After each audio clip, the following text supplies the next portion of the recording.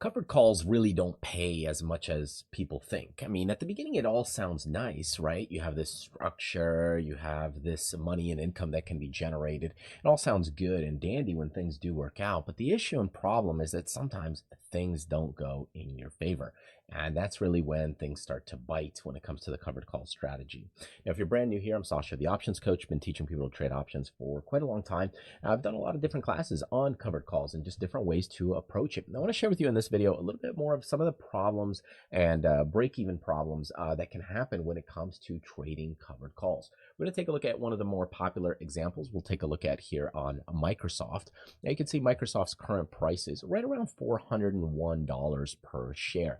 Now, this is kind of early in the year in 2026, but the principle applies to any chart or any stock that you might be looking at. So in the past, the stock price was around 530. Now we've had some AI, a little bit of trouble. We're down into the 401s right now on a weekly chart. So maybe you've purchased at around 500, but nevertheless, it went down about 100 points since then. Okay, if we look at it kind of on a daily perspective, it just shows you how, over the course of from April of last year to December, things were rolling just fine for 6-8 months. And then, things really started to take a bite right there.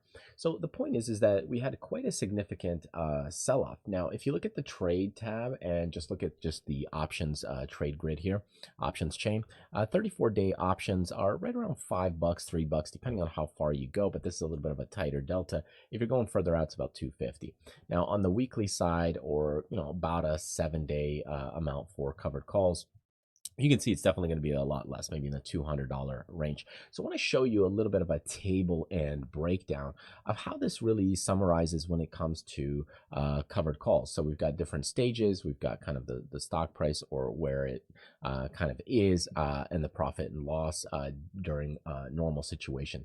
So in general, if we look at a normal month, okay, if we take this normal month from a stock perspective, and the price is, let's say, 401, which is the current price right now, your income collected is about $500. Now, yes, you can rotate and churn and that kind of thing. We've talked about that in a lot of my other classes that I have going on. But the point is in general, you're going to make about $500. So your net position is, $40,600. The point is just income only. You've got the stock price and you've got the income coming in, but basically you're bringing in about $500 from the call.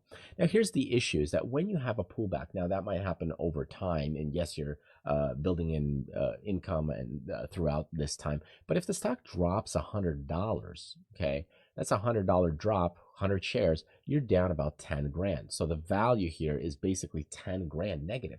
So now you're down 10 grand. But if you're only pulling in $500 each time that you're doing a covered call, and that's assuming those values of those option premiums stay higher, because as the stock falls, the option premium values also deteriorate, or you get a little bit less for it.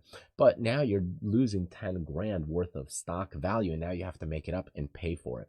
So your income collected really, let's say, is zero. You've got a negative $10,000 in the stock value. Well, let's say you start to build up income. You're starting to get, okay, $500. Then over the course of a steady grind, after 6 months, okay, so after 6 months, you might actually make about $300. That's assuming you're making the full amount on those premiums. After 12 months, if you do it consistently, 12 months, assuming those premiums stay higher, now you're getting back about $6,000, okay? But remember, the stock fell 10 grand. Maybe at break even, income only, if you're just going through the covered call process, assuming the stock does not recover, it takes you quite a while to make the 10 grand back. And that takes about 20 months. So it takes about 2 years. Now, assuming the stock somewhat recovers, if we do get a 50% rebound and you get some income, well, in that case, you lose about 5 grand on the stock. You make about 5 grand on the options there. And now it takes maybe about 10 months. So just to show you the amount of discipline and the amount of effort it takes and required just to get back to even, that's 10 months of work consistently repeating to sell covered calls against your shares or stock position. So it definitely takes a lot of time, and to show you that covered calls, when they're done on their own, sometimes can take a very long time to make it worthwhile and pay things back from a single position.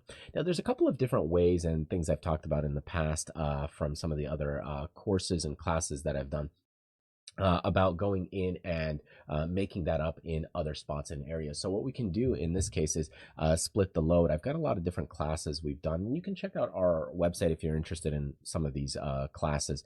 But we basically talked about this from one of the classes that I have. It's called the Trading Buckets class. What we can do is actually split the load, unless, of course, you don't have cash or capital. But let's say you take a position like Microsoft, and the loss is 10K loss.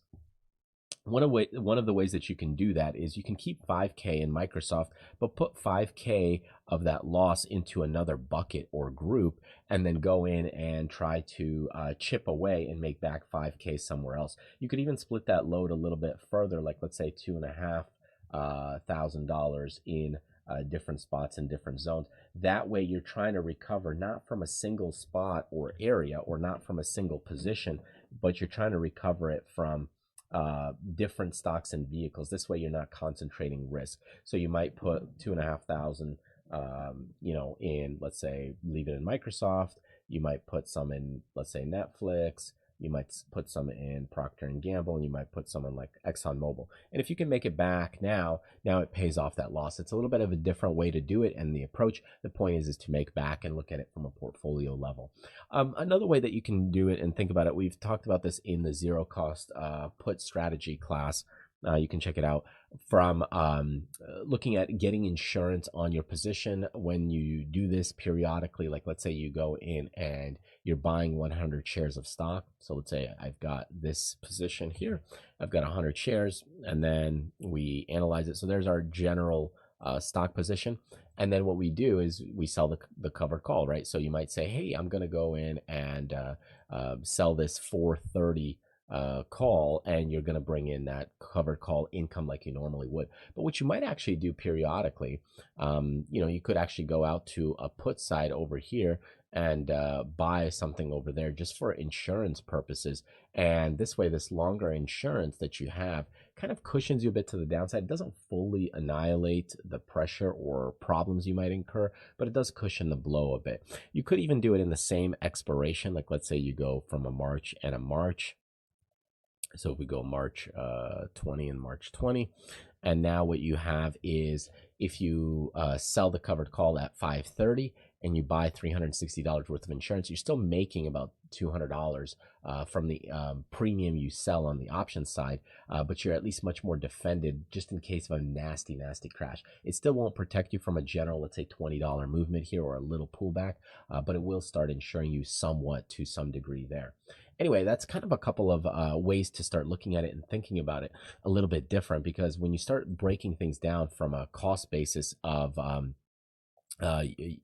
looking at the actual breakdown of, like, if you get a significant pullback on your investment and capital, it takes quite a while and significant amount of covered calls of income to pay that off. So you can see right here, it takes about that 20 months to really pay it off, just if your stock never recovers, and it's almost a full 2 years of just selling calls against the position, on 10 months, even if it goes back to halfway. Now, your best bet is obviously if it recovers fully and you've sold the premium, because then you would have accumulated and earned a lot of premium in the midst or during that time frame. So now you've got the premium that you've collected and the stock recovered, so you break even on the stock and you've accumulated all this premium. That could work very well, but obviously in between there you're going to have to deal with some bumps and bruises. So for example, like let's say your stock over here, if we go actually to a little bit of a risk profile picture. So what happens sometimes is that if the stock starts to recover, like let's say initially you've got this kind of motion, the stock's over here, but you sold the covered call. Well, the issue and problem is that if you bought the stock at 90 and you're selling calls at 83, well, you might lose the shares right at around 83, but you need the stock to get to 90. So what do? Well, you'll have to go back and buy the next 100 shares again, let's say at 87, and then sell a new call at 90. So you're going to have to go through this multiple times and cycles to be able to actually get the stock to go back, because you might not actually sell the stock at the price you purchased it at. So that's one of the other bigger issues and problems, is that if you go in and you're going in and you're saying, hey, you know what? I bought the stock at 90, but now the stock's at 70. Well, every time you sell a covered call, you might actually only be able to sell it at 80. So you're losing the stock right here at this spot. Okay, there's your stock loss. And then once you're losing it right here, while the stock might be at 83, well, you got to buy again at this spot. And now you might sell your next call at 87, and you might do that 3 or 4 cycles, and then eventually you lose the stock again, and then you got to buy it at 89, and then you might think you need to get it at 90, but you've missed out some of these movements because the stock moved past that covered call. So you might actually need to get that stock to about 95 or even 100. So the point is that you have to really work through that position in order to bring it back to those normal levels and keep repurchasing those shares. So it's something to think about as you go into dealing with these covered calls, because it's not to say that they don't work. It's just that the endurance, the stamina you have to have on them is quite significant for a lot of people to handle. You have to have that long-term view and vision. And that's why I say that in a lot of cases, looking at it, they don't pay like people expect. If you have a normal month, yeah, it all sounds good. If the stock value didn't drop too much, let's say you lost $100 or $200 on the stock, and then you can make $500 of covered call income, yeah, okay, you're still ahead. But the issue is that when you get a pullback and you're losing, let's say, $5,000, and you're only bringing in $200-300, it takes quite a long time, or a significant amount of time, maybe 20 months to make that recovery, or 10 months, or even 6 months to make that recovery. And that becomes very difficult for a lot of people to kind of make that mental sustainability, or to make it back mindset to keep working at the position. So anyways, I hope this helps, gives you a little insight on covered calls. Again, my approach would be, doing something like what I discussed with the zero cost put buying strategy, where you can kind of offset it. Now you've got yourself a collar in that regard. I've also done another class on defending covered calls, for where you can sell extra income on covered calls. It's a little bit more advanced, but there's a couple of different ways to deal with it, and not exactly sure where it is here because we've got a ton of classes. There it is. So we've talked a little bit about this as well, where you can actually sell extra calls on there. You need a higher margin privilege account to do that and really understand what you're doing, but there is another way to deal with it. Anyways, hope that helps, gives you a couple ideas for some tips on managing these covered calls, and just looking at just the cost break-even analysis of how that might work through time from a Microsoft example, because you can see when you get a drawdown on the stock, that becomes a little more problematic, and that's where it takes quite a significant amount of rotations and cycles being able to pay off those positions. It just takes time and endurance. So stick with it, be patient, work through it. And that's something very difficult that a lot of people can't always stick through. But if you can, you can pay it off and work through it. It's just a bit of capital's tied up. And that's why you don't want to concentrate your risk all in one spot, in one stock, in one area. And just the same thing I mentioned with the trading buckets concept, where you can distribute that loss into different zones, creating a much more mental harmony amongst your losses, being able to work through those positions. All right, hope that helps. Truly appreciate it. Check out the website if you're interested, and I will see you on the next video. Take care.